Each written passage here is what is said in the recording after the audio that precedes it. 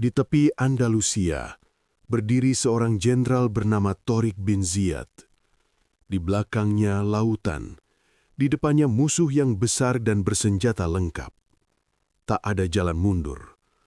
Kapal-kapal dibakar, bukan karena putus asa, tetapi karena keyakinan kepada Allah. Di hadapan pasukannya, Tariq menyerukan keberanian, bahwa keselamatan hanya ada pada langkah maju dan tawakal. Dengan iman sebagai perisai dan keberanian sebagai senjata, mereka melangkah menembus sejarah. Tariq bin Ziyad mengajarkan kita bahwa kemenangan terbesar lahir dari iman yang tak menyisakan keraguan.